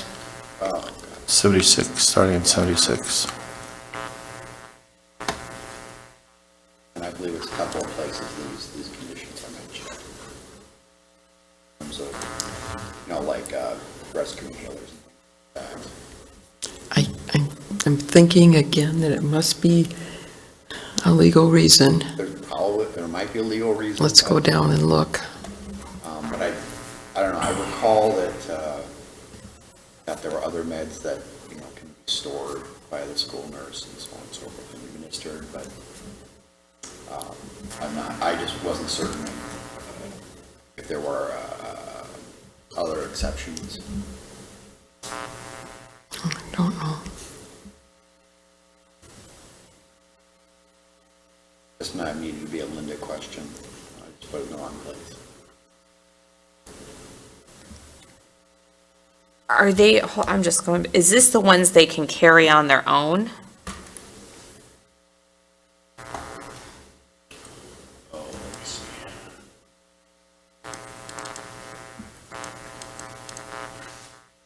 Yeah, so, which actually allergy should be, allergy is there because they can bring an EpiPen, asthma action plan, allergy action plan.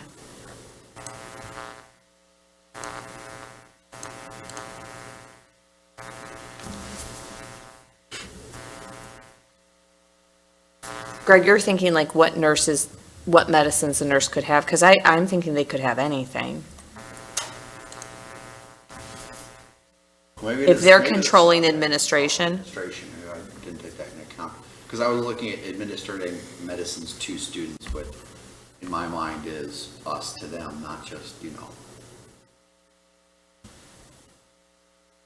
But I mean, it's not a big deal. I was just wondering if we were just limited to these terms.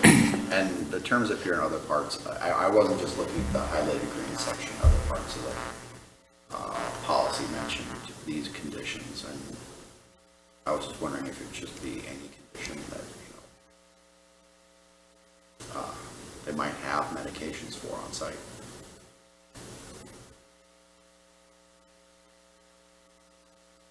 And Keith, is the nurse able to give, and maybe we need that stated in there, is there a limit on what they're able to give at the school?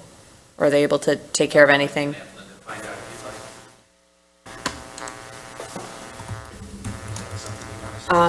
No, I'm just asking as follow-up for Greg's question. In paragraph 1, on page number 76, it says that if a parent believes that the medication needs to be taken during the school hours for their health and well-being, along with the licensed healthcare provider, then they have to set that up as a request with the nurse.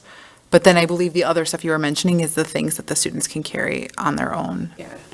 But they have to have a plan, it sounds like. Yeah, you have to have an asthma action plan or an allergy action plan. Well, I think that answers my question. My question was just whether on paragraph 3, it's only one sentence, but it says including administering medication. And I'm wondering, because paragraph 1 refers to unless it is necessary, whether necessary should be included there. Is it necessary as defined by the Medication, administering the SMA necessary. form? Yeah, and if it's fine, I'm just wondering if, because it said including administering medication could be anything, and this is all about But it's not a, Should it be not necessary, but maybe what's indicated in the SMA form?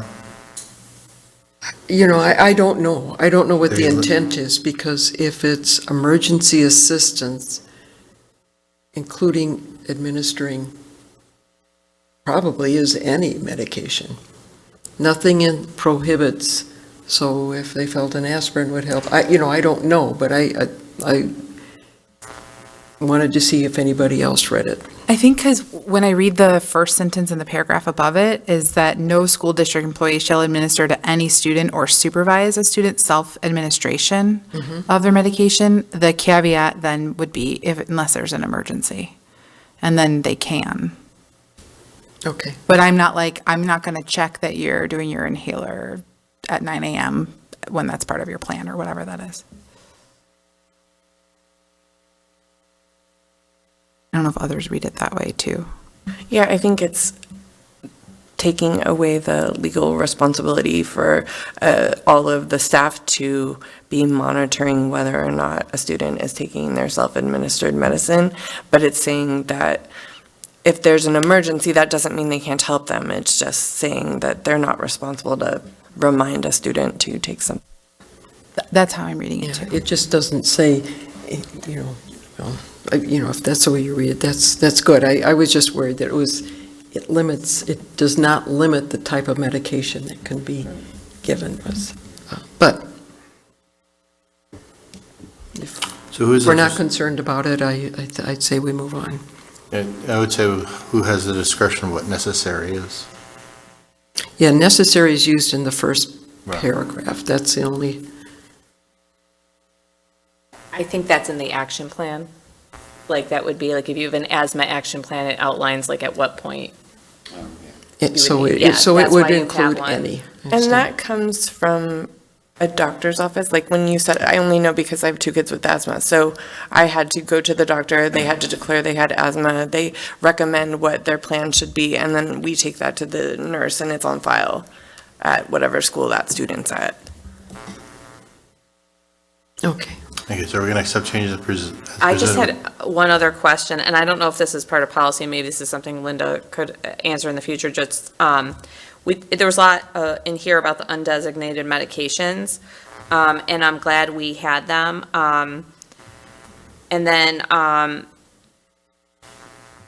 just was wondering, one, how we obtain those undesignated prescriptions for those medications, because those are like, well, Narcan isn't, but like an EpiPen, if we have an extra one, I think it's good to have, but I just want to make sure, like, we have a process in place for obtaining that. I think we asked this, I remember asking this last time we reviewed this, and they said that they have a prescription on, the school district has a prescription themselves, and they take it in and get it refilled when they have to monitor how long, like if it's expiring supplies, or anything like that, or if they're short, but they have a prescription for those medicines. Okay. I remember that discussion too. And then my other question was, if there is a call that a nurse is needed, is there like some sort of grab-and-go bag that goes with the nurse? Because if one of those meds is needed, by the time the nurse makes it across, we have some, decent-sized buildings in our district. You get to the student, you realize one of those is needed. The response time on having someone go back and bring it back is that be pretty. Yeah, they have an impactful. entire med kit that they run down with. Oh, they run down with? Mhm. Perfect, thank you. I don't think that has the students, I don't think that has the students' particular meds, but I've seen them in action and they have a big crash bag. Oh, they do, okay, Yeah. yeah, I am fortunate to see I haven't witnessed that, but, yeah, just as long as I've got the Epi and the Narcan with them. Okay, so any additional discussion on this? Okay, so accept changes as presented with the addition of the word necessary? Sounds good. And did we decide on necessary, or did we not, or were we going to leave it as is? I thought I we thought- decided not to, Oh, okay. but I will, I thought we decided not to as well. okay, great. My note was wrong. All right, moving on to the next policy, 7:310, restrictions on publications in elementary schools. I think we had most of the board here accepting and presented. We just had one question. I think, Pam, do we need to go on your comment for the, should on-school buses or other school vehicles be included in policy 780? Or do we need to go modify the language of 7:180?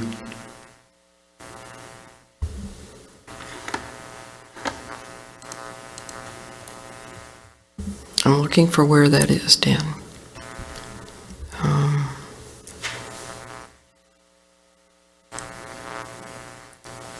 Are you talking about in bullying and cyberbullying, that paragraph towards the bottom? Because it references 7:180, and it talks about bullying and cyberbullying. I don't know if that's where you So mean. we're asking if, so I'm asking if on page 80, we should also include that.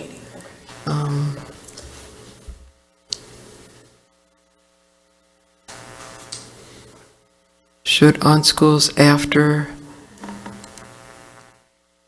or other vehicles be included? The last paragraph on 180, or on 80.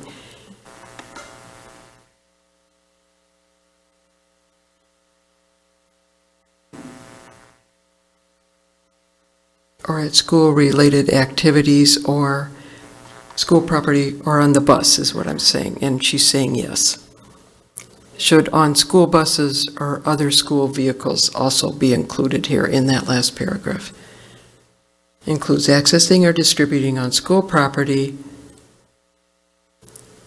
on school buses or other school vehicles, or at school-related activities. So what page, on page 80? That's 80 on the very last paragraph. I think it's only first sentence, last paragraph. Accessing or distributing on campus includes accessing and distributing on school property or at school-related activities. Oh, so you're saying? My question Add to was, on should buses or- on be included as done in, because we included in policy 7180, number 2, and the answer was yes. Okay.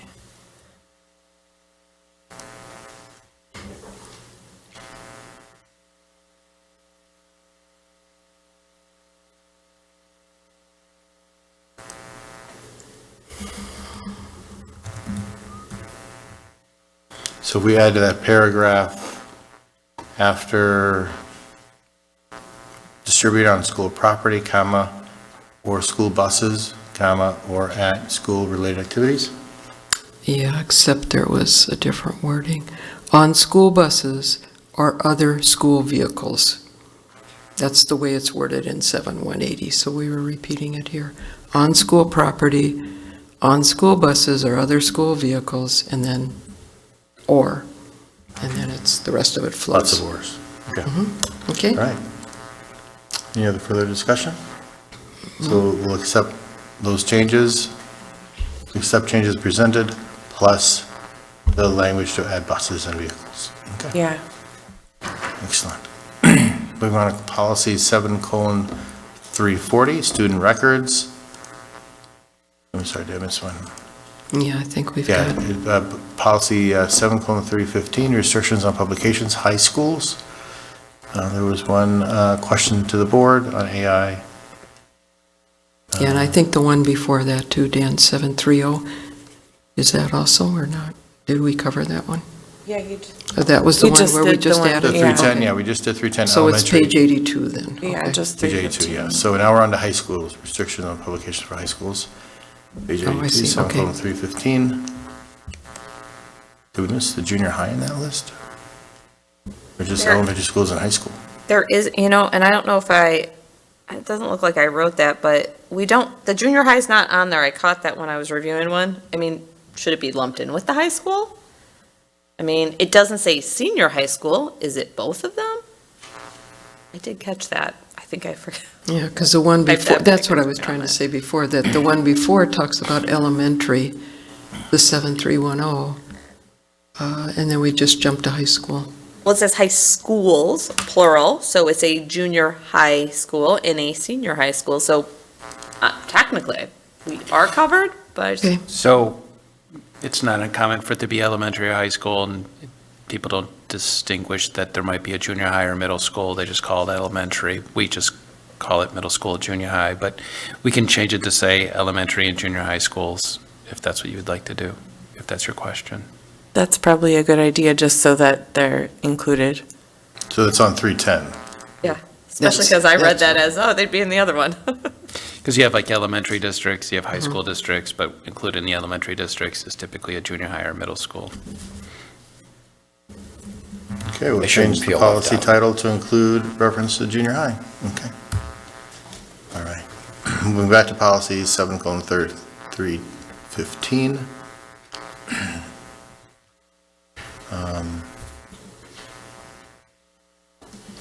Any further discussion on that?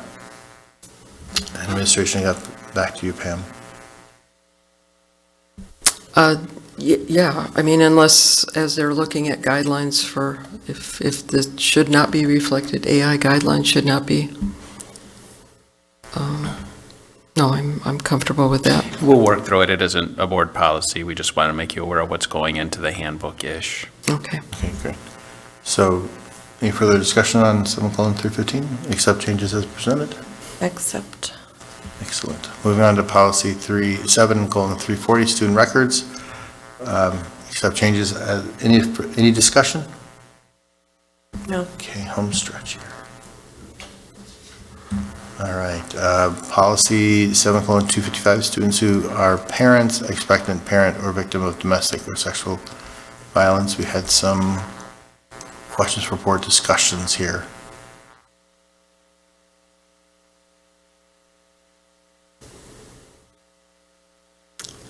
Hey, Pam, you want to kick us off? I'll take off the easy one, the page 90. It talks about reviewing this, and I checked our board planning calendar, and it's not on there, so I would suggest that we add it for a 2-year review on the board planning calendar. 7255. And the other questions were answered by admin.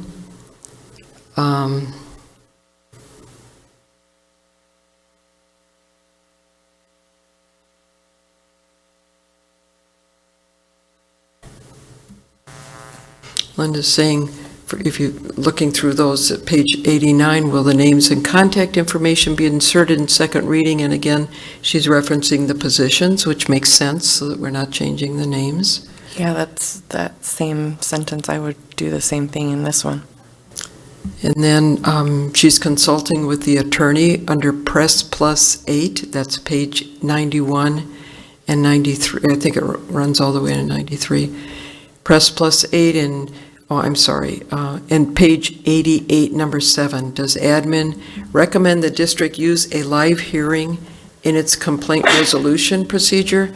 And she is checking with the attorney. And then, again, the next one, she's also checking with the attorney. What language does our attorney suggest for disclosure to any district employee with a current demonstrable educational or administrative interest? It's interesting that those words are picked, and the rest of them were answered. So I think here we want to add the 2-year review to the calendar, inclusion of the list of positions, but it looks like we're waiting for some attorney review, and we'll review it at a later meeting. Okay. But I just want to make sure I included 7:255 every 2 years. Next time will be 2027. Yes. That's what you asked. Okay. Okay. Policy 2:265, Title IX grievance procedure.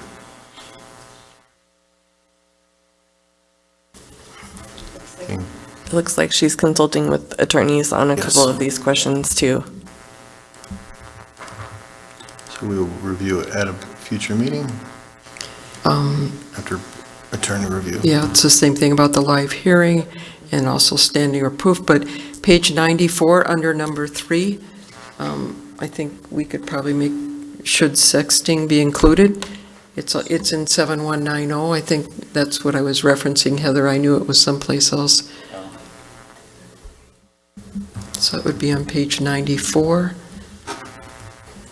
So you're saying to add it to the number 3 here, the sexual assault one, Yeah. as defined? Mm-hmm. Okay. because it's, the only reason is it's listed under 7190. To, number 3? Yeah. 3? If everybody's in agreement. Yeah, I think that's a good place to put that, actually.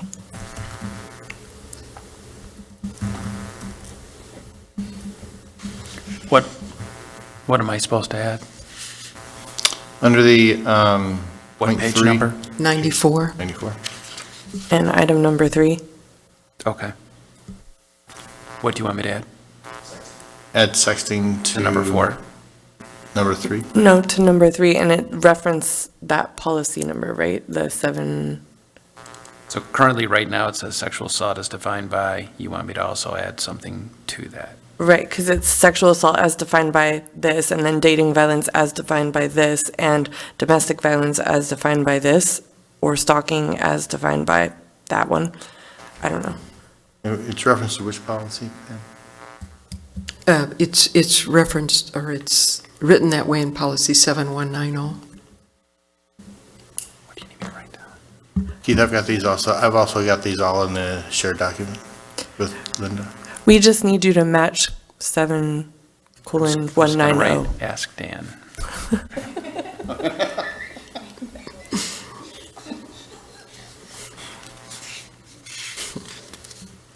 All right, any further discussion?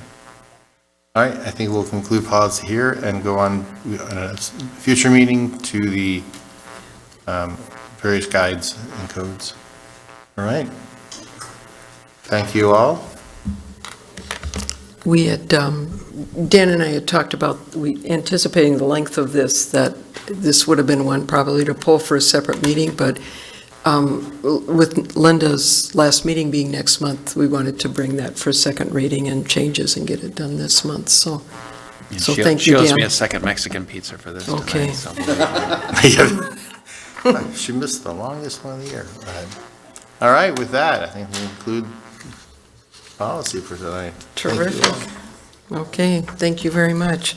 That brings us to item 7B, our Freedom of Information requests, which are in the board packet, responsive public, or 7C is our public comment follow-up, and we had none. 7D is the superintendent's report. Because we're all recovering from the policy, I'll just pick a couple items to highlight, but feel free to read the actual report. We're excited for the kindergarten kickoff. We had a lot of parents attend. Currently, we have about 104 students registered, so we're probably still just going to have 5 sections. It's usually about 110 where we had a 6th section. So our numbers are still relatively low. Now that I've said it out loud, we'll probably add a 6th section. The IESA gave the Sportsman Award for second year row for junior high. There's 959 school districts that participate and only 18 get this recognition. And so we're really proud that we stood out on the performance of our students and our coaches in terms of acting in a positive way. I think most of you were at the Academic Excellence Banquet. We had 14 seniors participate in that, and then I think many of you also attended the Honors Night, both for juniors and seniors, and then the breakfast. I think this is the second year that we've done for freshmen and sophomore. Number of students got the seal of commendations of biliteracy. That's a mouthful. We're proud of the 29 students who participated and got that accreditation. As many of you or all of you were at graduation, I think the speeches were incredible this year. I think that really an exciting day, and so we wish our seniors well. And then, as always, spring concerts are very popular this time of year. We had 3 national French contest perfect scores, and those students are listed. We continue to expand our bilingual family nights, and so we had 20 families take advantage of having us work with them to help register their students for next school year. And then a very emotional day for many of our 2025 seniors to be able to go back to the elementary and see their teachers again, and then also do the same thing at the junior high. And finally, this seems like a pretty big year to me. We have 9 retirees, and so listed there are a number of staff. Hopefully you've had a chance to connect with a few of them, but always amazed how many of them actually were been here more than 20 plus years. So we appreciate all and what they do and wish them well at the next stage in their life.